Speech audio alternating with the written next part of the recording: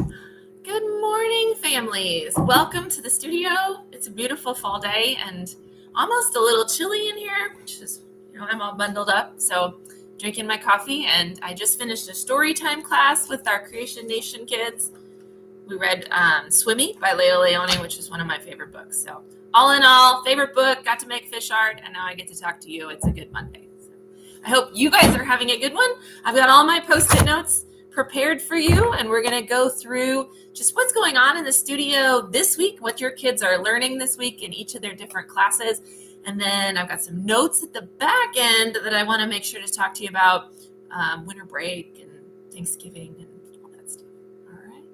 So if you need to jump around, I believe we'll have the thumbnails in the replay of this. So if you're catching it live, you don't have the advantage of thumbnails. That's not what I mean. Timestamps. That's what I mean. So if you're catching it live, you don't have that advantage, but if you're catching the replay, check out those timestamps if you just want to jump to where your class is. But otherwise, we'll dive right in, okay? So let's start Multimedia Classes. They are in their third week of clay projects. Everybody, assuming that you came to every class this month so far, everybody should be done building with clay. So the clay, like wet, goopy, gross. You can see how I feel about clay. I'm a 2D artist. We all have things we love. Clay is not one of them for me. Thank goodness there are many instructors in my studio who love it. So all of that is done. And if you missed a class, make sure you get in here for a makeup, because we want to make sure that you have that chance to build with clay. But everybody who has attended their first two classes should be done with the building, and their clay should be dry when they arrive for class this week, and it is ready to paint. So this week we begin in painting.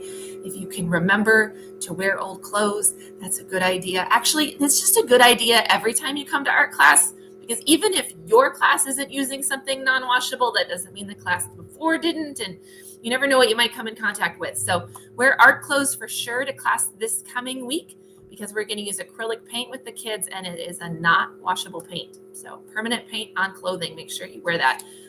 So that is what our clay people are doing. If you need help finding makeup information because you did miss some classes, you can comment below. You can send me a message. You can use the chat feature on the website. You can go to the website and in the search bar type makeups, and it'll pull up the information for you.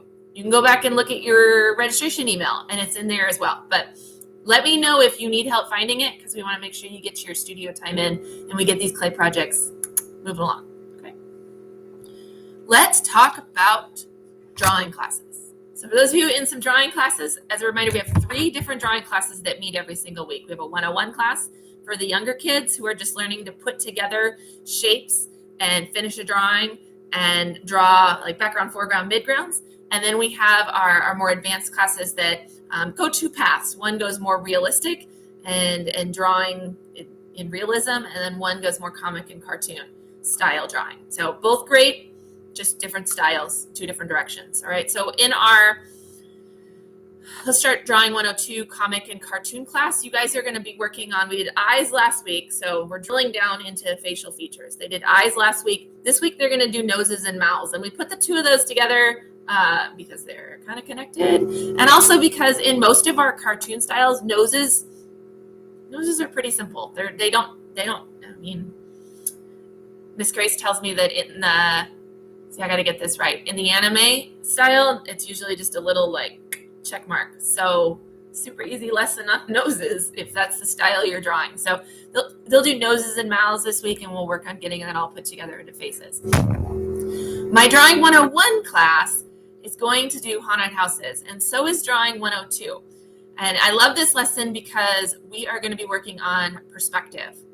And that is 1-point and 2-point perspective is something that you cannot have too many lessons on. Most of them will not grasp it the first time they see it. So they need to see it a lot in order to really get a good grasp of 1 and 2-point perspective.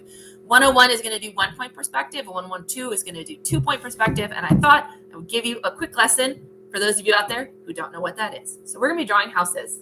This is a block. See my block? Yeah. And my block has 6 sides to it, the top, the bottom, and the 4 sides all the way around it. Perspective means that I'm going to be able to draw this in 3 dimensions, right? So you, the viewer, you have your perspective, and I have my perspective, and everybody has a different perspective based on where they are relative to this block. Now, if this is a house, say it's a really big, tall house, right? 1 point perspective means that this facade is facing you straight on all the time. It doesn't turn. That's 2 point perspective. So it only gives us 1 vanishing point. So our kids in 101 are going to be working with just 1 vanishing point. They're going to work on this perspective. If I take this block and I move it to this side, I don't turn this stays, it's kind of tricky. It stays facing you nice and straight. You get to see this side and this side. If I start to put it down below, you see 3 sides.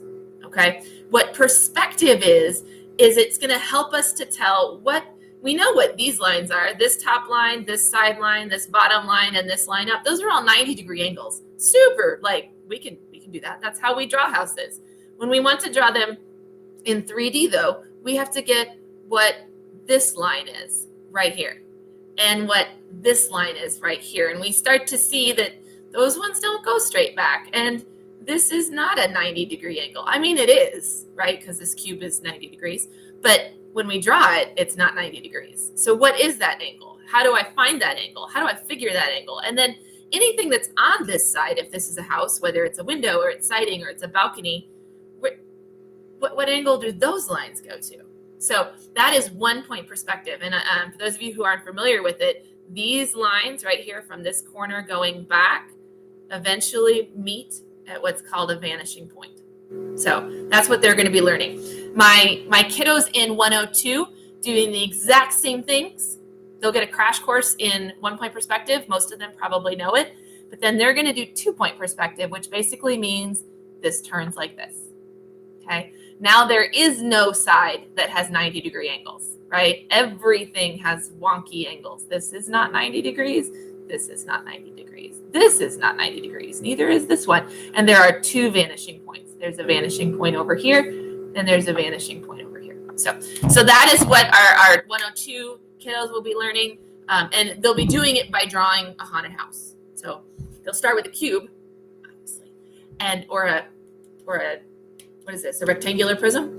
They'll start with that, and then build on attributes in the house. So is it where are the windows? Where is the balcony? Where is the shingles and everything, using the principles of 1 and 2 point perspective.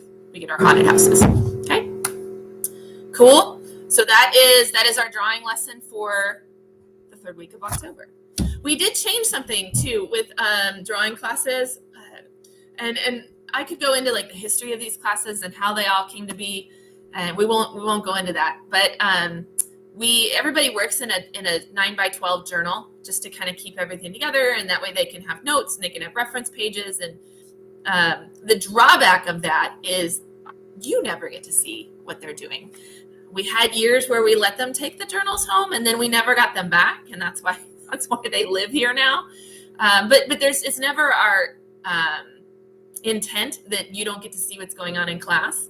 And so both studios have implemented a drop zone for journals for any kiddo or parent who wants to see what's going on. So that way the kids, as they leave class, if they want to show you what they did in their journal that day, they can leave class with their journal, show it to you either in the lobby or the parking lot or right outside the front door. You can flip through it, enjoy it. And then just in the lobby, there's a drop zone.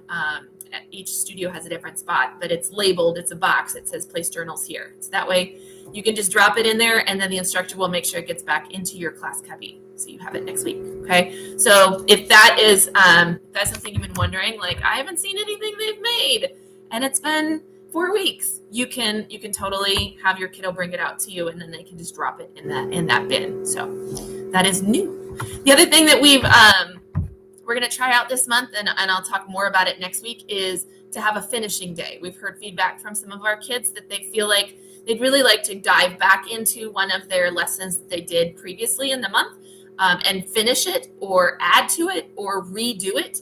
So we're gonna go ahead and have next week be that day. There will still be another invitation for those kids that are like, I'm good. There's nothing I do. So there will still be something for them that is new and fresh. But for those kids that want to go backwards and finish something that they touched on earlier in the month, they will have that opportunity next week. Okay. All right. Where are we at? Fundamentals. Talk about fundamentals. So my fundamentals kiddos are wrapping up their month. They only meet 3 times in the month. And so this is their last week right here. And then they'll have a week break, and then they'll come back for November. So my fundamentals, my preschoolers, have to finish their clay bowls this week. We painted with warm colors last week. And this week, we're going to paint with cool colors. We do that because if we don't take paints across the color wheel, we don't end up with a whole bunch of brown. So brown is a beautiful color, and we love brown. But kids like to mix up their palettes, and I don't like to discourage that. I can help keep the colors pretty if we just make sure that everything on the palette doesn't go across the color wheel. So they're going to paint with cool colors this week and add those to their clay bowls, and then they'll get to take them home. The kids are reading Elmer, which is the story of it's really funny, and it's great around Halloween because there's like a little bit of costuming that happens in there, and there's a big like boo, and it's super cute. So they will love Elmer. We get to learn about grid and patchwork and make art within a grid, which goes really well with our Mondrian lesson. And then we'll be doing some scratch art in the journals. So that'll be our last class for the month of October. When you come back in November, all the stations will be different, everything. So, and I think November is, I don't even remember, something fun. I'll get it next week for you. All right. And then sewing classes, I went back and I looked, and we are making progress on those cute little kawaii hats. They didn't really have anything for me to show as far as taking shape. So we got a lot of cut pieces. We got a lot of started sewings. We have some great plans. Next week, I'll show you the progress coming up on those. All right. Last thing to go over is some notes for you. You ready? Here we go. This is like, let's call this housekeeping. Okay. We are at the 18th of October right now. As a reminder, for those of you who are not Studio Club, you are on reoccurring billing, and every month you get billed for your classes. If for some reason you need to take a break for any reason in the month of November and you need to cancel that enrollment, the day to do that is by Wednesday of this week, so that we know when we count up and order the ink supplies for November. Which, by the way, if you haven't seen the November multimedia projects, check out Facebook. There's some good stuff out there. So that will be the deadline for that. Just let me know with a quick email, Facebook message, something written. It's always good. And then you will always get an email back from me that says, got it, or something just to confirm. Okay. So we need to know that if you're good to go and you're like ready to roll with it, don't re-enroll for classes. Then you're charged twice. Don't do that. You're automatically enrolled. If you're not sure, send me a message and I'll look it up for you. Okay. Thursday in the month of November kind of gets messed up because of Thanksgiving. So if you have class on Thursday nights, you still meet 4 times. We don't make you do everything in 3 weeks. Okay. You still meet 4 times. You will meet on Wednesday night of Thanksgiving. So you just one day sooner. And that is a special week for us because that is our Bring a Friend week. So there will be more information coming home to you in those little paper handouts the first week in November about the holiday schedule and about Bring a Friend week. We'll also send it in an email. I'll also talk about it here in the live videos for everybody. So hopefully one way or another, you will get communication on what's going on due to the holiday schedule. But just know that we don't meet on Thanksgiving, but we do meet at a different time. So we'll send information home if you're affected by that. Okay. And then more information will come on Bring a Friend Week as we get a little bit closer to time. That is a super fun event for us. And let's see. The last thing I'll tell you, I know Halloween classes are full. Holiday classes are filling. Those are the Saturday workshops where we make something giftable. And then the last thing just opened for registration last Friday, so just a few days ago, is the winter break camps, and those are filling quick. So if you wanted to come into the studio and hang out with us over winter break, those are drop off. We have a 9 to 3 camp that is for the big kids, the K and ups. And then we have a mini camp, which is, I think, 11 to 2. That is kind of just right in the middle of the day for those little like preschoolers who want to come. So again, drop off camps, both of those. So if you're like, how do I get the kids out of the house over winter break? They can come hang out with us. So that enrollment is up on the website, and you can sign up anytime.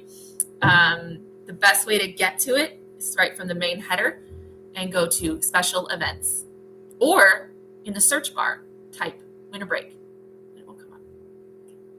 All right, that's it. That's all I got. You guys have a wonderful rest of your Monday. If you need anything, let me know. You know where to find me. Best way to reach me is via Facebook Messenger or the chat feature on the website. If you send me an email, it usually takes me about 24 hours to get back to you, but I do it. So have a wonderful rest of your day, you guys, and I will chat with you again